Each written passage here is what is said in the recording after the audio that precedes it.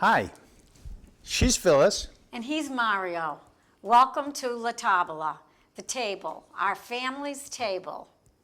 It's our family tree also. All of the people who cook wonderful dishes for us and show their love through those wonderful meals that they cook for us.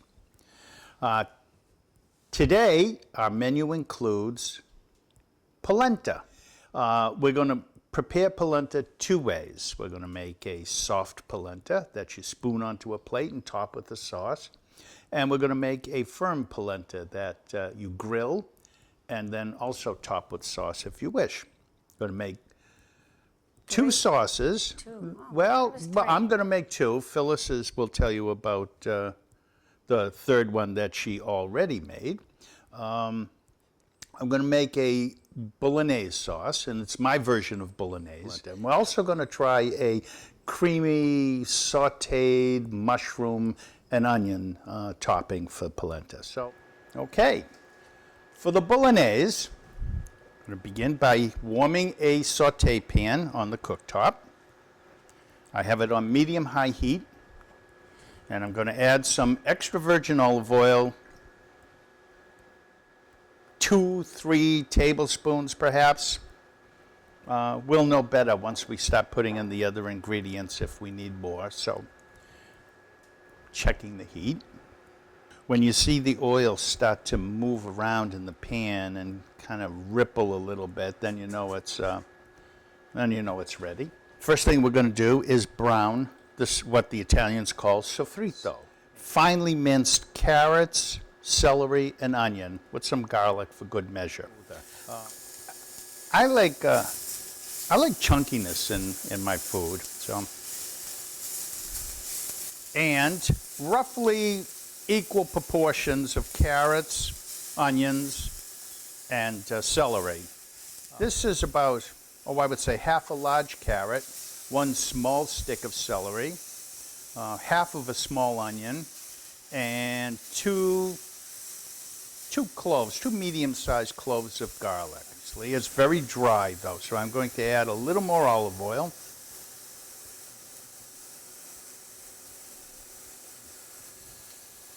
Okay, I'm going to turn the heat down a little now to medium, from medium-high to medium. Yep. We want the liquid to evaporate. The professional chefs call that sweating. Okay, that looks, that's coming along quite nicely. I think we're ready to add the meat. What do you use for meat? Really, it's up to you. It's what you prefer. This happens to be about a half a pound of ground pork and about 3/4 of a pound of ground beef. I used 85% lean ground beef because I thought that the pig would have enough fat in it, the pork would have enough fat to compensate for that. So we're just going to plop that in, break it up, and we're going to let it brown. Not cook all the way through, just begin to change color a bit. It's going to want to clump in the pan, so I'm going to work at it with the metal spatula. That'll help to break it up. I think we need a little more heat here. So I'm going to go up to high for a moment. On this particular machine, high is about 425 degrees.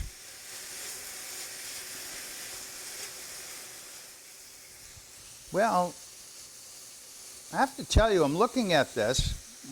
I don't know how well you can see it, but I don't see a lot of fat coming out of the meat mixture.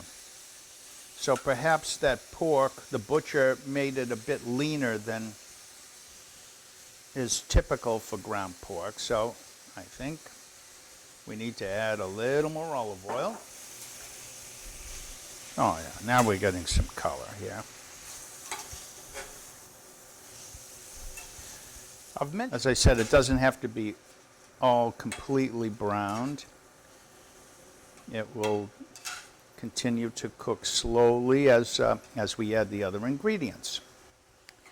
So let me lower that to medium. And I'm going to add one of my favorite ingredients, wine, white wine. A lot of people use red wine in their bolognese. That's what? Probably a quarter of a cup. No, actually less. Maybe an eighth of a cup. I find that, and I like red wine, and I drink red wine. I drink a lot of red wine. But I find that when I use it in sauce now and cook it in sauce, like bolognese, it kind of doesn't always agree with my my tummy. So we're letting the alcohol in the wine evaporate off. Going to turn that up a little higher so that to speed up the evaporation process. I think we're ready for tomatoes. I made a batch ahead of time. I made it last night. And I used a can of San Marzano tomatoes from the supermarket.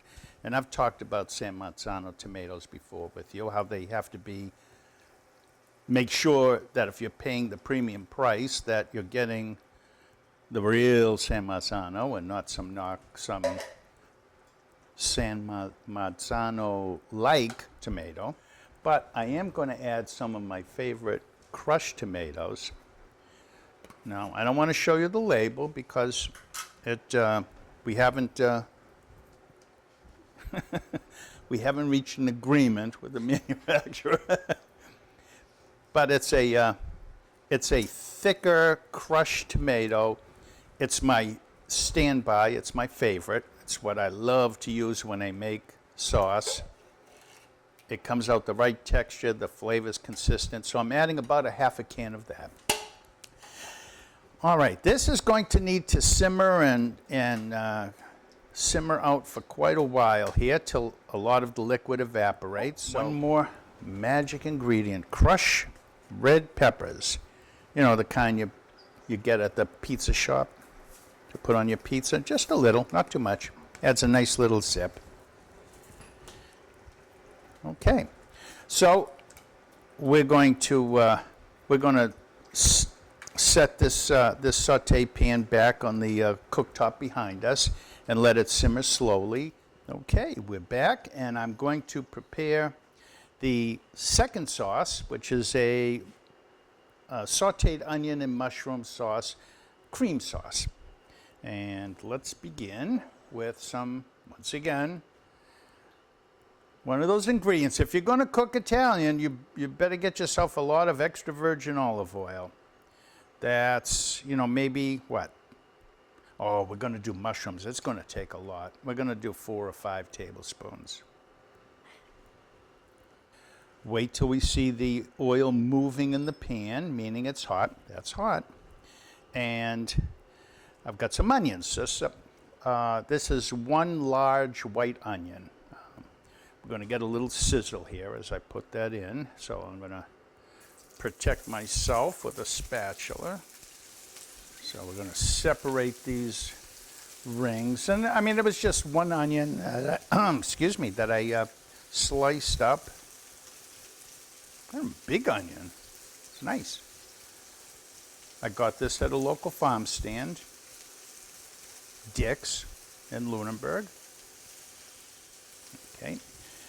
Again, we're doing that sweating thing. Not me, the onions.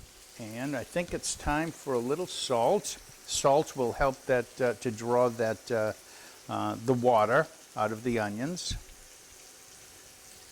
1/4 teaspoon, big pinch.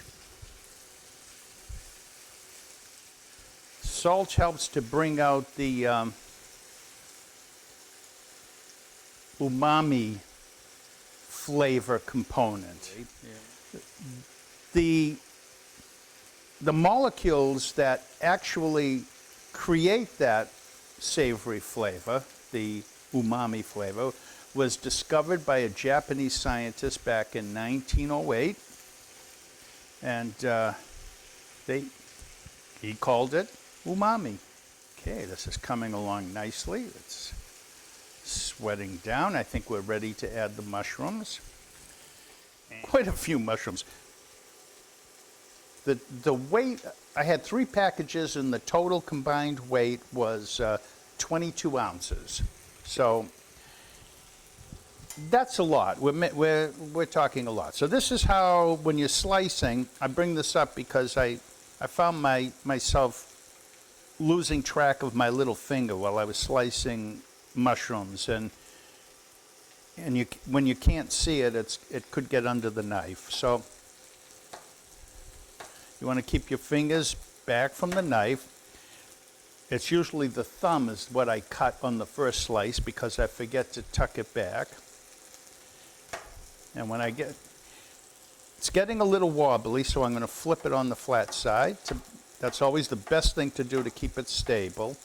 And this is where I cut the little finger, the pinky, because I lose track of it, and there it is. If the knife slips off of that last piece, it's going to take a little piece off your little finger. Oh my gosh. Captain, I think we need a bigger boat. Now we're going to do the same thing with the mushrooms that we that we did with the, you didn't see that, did you? That we did with the onions, and that is sweat them, get the liquid out of them, so that the temperature of the ingredients within the pan can reach that higher temperature that browns them. You don't have to stir constantly. That's really not necessary, but kind of flatten it out and come back to it periodically. After that's sweated down, and you'll see it later, how much volume decreases. Everybody's done mushrooms, right? You know how they shrink when you cook them up. So by the way, I should tell you, I used 2 different kinds of mushrooms. I used the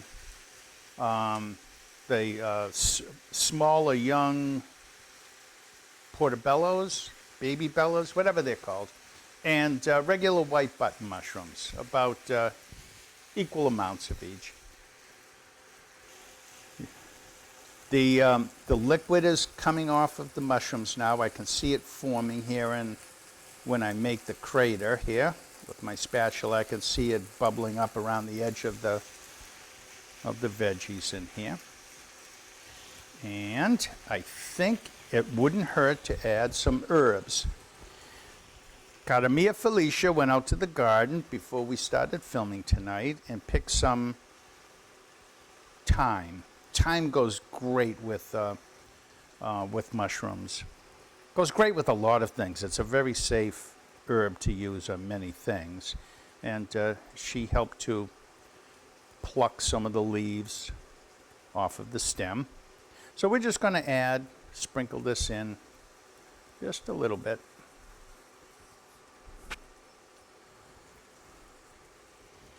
And nutmeg. Because this is going to be a cream sauce, that really screams out for nutmeg anytime you make a sauce with a dairy product. So this, I'm just going to shave in a little nutmeg. Not too much. It's a powerful spice. We're going to let that cook up. Continue to cook. I'm going to probably put this back because it's going to take a while. Put it back on the burner and back, and move on to the next dish. And we're going to come back to these: the bolognese sauce and the mushroom sauce. I'm going to make a salad to go with the polenta that Mario's prepared tonight for everybody. And I decided on a kind of a summery, citrusy dressing to go with the salad. I mixed up some arugula that I had picked from my garden this morning, and I had some romaine lettuce left over that really needed to be used. So I chopped that up, washed it, put it in a bowl, and I'm going to make a nice light, citrusy, as I said, dressing for the salad, and I think it'll go well with the arugula.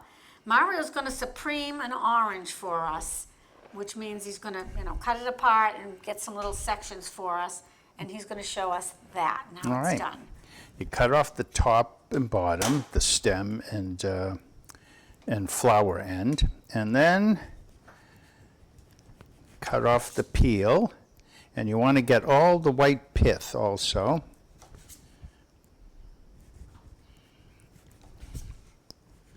I'm going to go a little bit faster because Cut your baby finger off. I'm dying to, no, I'm not going to cut my finger off. Okay. Just to show Phyllis that I can go I faster. think he's using a navel orange, but you know, really, It is. any oranges that you have at home would work. Well, certainly seedless is better. No, navel works. All right, so we cut off most of the white. You do waste some orange section. Okay, I'm going to pick a place where I can stop. And we're looking for the lines that indicate the membranes that separate the section. I'm going to cut in on either side. I'm only going to do a couple of these. And you take out that section. It's got no membrane. It's all easily digestible. And this one we're going to skip that one because that one didn't work good. And I'm going to cut in again the membrane on both sides of the orange section. And there's a nice, beautiful piece that's completely edible. We're going to add that to Phyllis's salad. No, we're not. I'm going to eat it. Okay. Excuse me. All right. I'll do this in the back of the kitchen while Phyllis prepares the rest of her salad. Yep. Did I do good? Yep, and a medium, well, actually a small bowl. The rest of my bowls were in the dishwasher, so that's the smallest one I could find that was easy to find. I'm going to add some olive oil, maybe a couple of tablespoons. And I might have to correct it after I start dressing the salad, but I'll add 2 or 3 tablespoons in a bowl. I'm going to add lemon juice, probably another tablespoon or 2. And there again, you can correct that too. I'm going to add a little bit of zest. It's got a little bit of, Mario grated up for me, a little zest of lemon and a little bit of orange zest. It's going to give it a nice, light kind of flavor. And then I can add the orange sections afterwards. I'm going to whisk this in. I don't know what I did with my, just give that a quick thing. I'm going to add some salt and pepper. If Mario could hand me that, which I forgot I'm sorry, to walk over. what did you need? The salt and pepper, I forgot to walk it over. Oh, no. I'm using a couple of pinches of salt, but I also put some white pepper in here, just because I decided it would be nicer with this dressing. So I'm going to take a couple of good pinches of salt, and I will taste it after I dress the salad, and I will add more. I will add a little more olive oil. I can see I'm going to need more for the bowl. And that's going to be kind of it. We're just going to get the cold greens out. I put them in a bowl to chill. Summertime, and it's just, they'll stay nicer. And we'll get them out, and we'll dress the salad in a second, be back.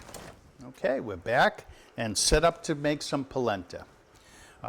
In this bowl, I have 2 cups of water and 2 cups of polenta. Polenta is cornmeal. You can buy it labeled cornmeal, you can buy it labeled polenta. Making like a, I don't know, like a slurry, like a paste, it'll blend in better with this. This is 4 cups of chicken stock, and most of the recipes I read say it goes in into cold chicken stock. Doesn't have to be chicken stock, it could be water. Water would be fine.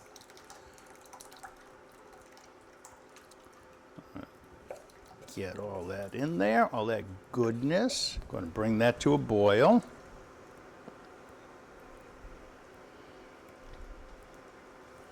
And stir occasionally. We're going to stir quite a bit to begin with, and then after a while it will lose its tendency to stick at the bottom, and then we can stir every 3, 4, 5 minutes.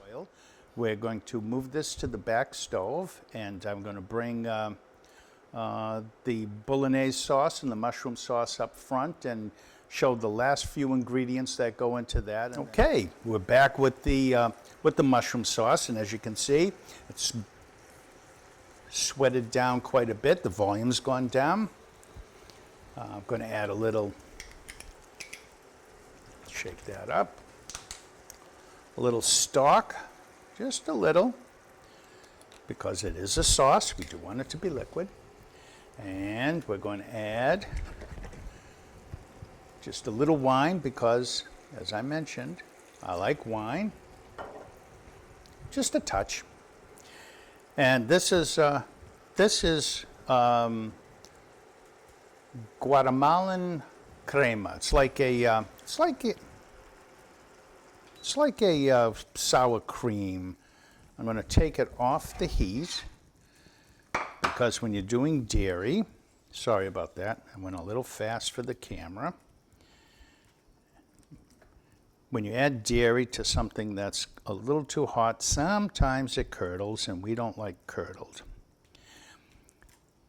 I've diluted this a little bit with some light cream. All right, now I'm going to return this back to the cooktop and back and let it evaporate a bit.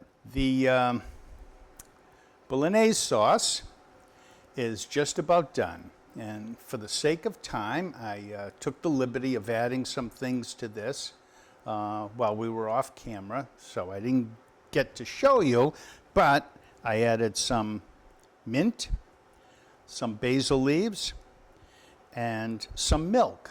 Milk is kind of it's a smoothing ingredient in the Bolognese sauce. It helps to mellow it out, smooth it out. Not a lot, about a cup, maybe a little less. It could be any kind of milk, 1% fat-free, whole milk. This is 1% milk that I added. And I'm gonna correct myself and say that was probably a quarter cup of milk that went in there. Okay, that is just about done. We're going to finish off the polenta. This is the soft polenta here. And we're going to add a couple tablespoons of butter. We're going to add a little bit of olive oil, about a tablespoon. We're going to add about 2 teaspoons of salt. Going to add a couple of grinds of pepper.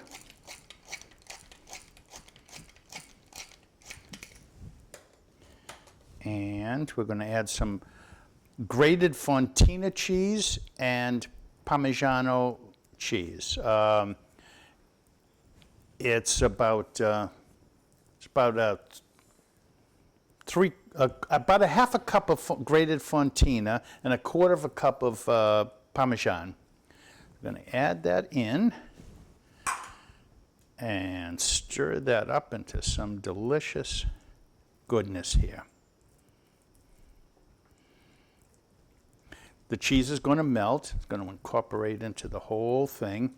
We're going to take a portion of this and we're going to put it into a flat or a small-sided cookie sheet. We're going to put it in the fridge, let it cool off and firm up. And we're going to have firm polenta, and the balance we're going to serve soft, just like this. One last thing, I do need to add some milk to this also. That's about a cup of milk. I'm going to continue cooking this, and Phyllis will come back and finish up her salad, and then we'll put everything out. Hi, I'm back, and my salad, I've incorporated some of those sections into the dressing, and I just tasted it, and it needs a little correction. So I'm going to add a little white balsamic vinegar. Not too much, maybe a teaspoon or so. I do like things vinegary. And as I mentioned about why I mixed the greens, some people don't like that musky taste of arugula. So I mixed in some romaine lettuce with it so it would kind of soften it up a little bit and not get that musky taste. I drizzle this over the salad. Give it a quick toss. And I'm going to add some slivered almonds to it. I thought that might be a nice little touch. So I'm going to do that. And I'll give it a taste before I serve it and add a little bit of salt and pepper to it, or let everybody correct their own. So here is the firm polenta. We put it in a cookie sheet. I put it on plastic wrap. Hopefully we can get it out of here easier. And I'm going to just slide that off the cookie sheet, and we're going to cut this up into sections. Cuts nicely.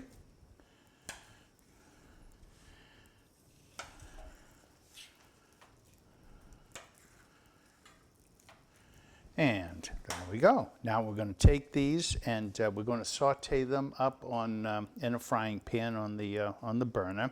Brown them up nicely with some butter and olive oil, and then I think we'll be all set. Ready? All right, ready to fry the firm polenta. We melted a combination of butter and olive oil, a couple of tablespoons of each. Sounds like a lot, I know, but this is one of those special meals you only have once in a while. I'm going to fry that up. See how that looks. Not quite ready yet to turn.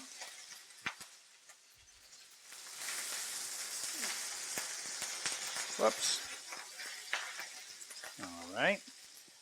These things tend to stick. I've never been able to do firm polenta in a pan in oil and have it not pop all over the place and stick.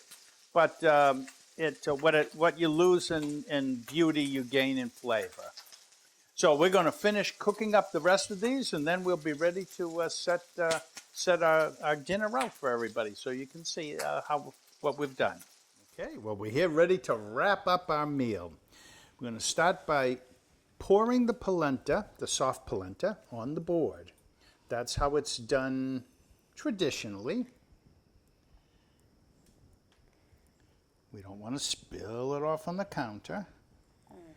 So we won't pour all of it yet, but that'll keep us going. Polenta's loaded with cheese and lots of flavor. It's soft, and what you want...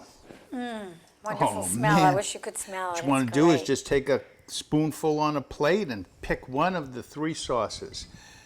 Bolognese sauce, creamy mushroom and onion sauce.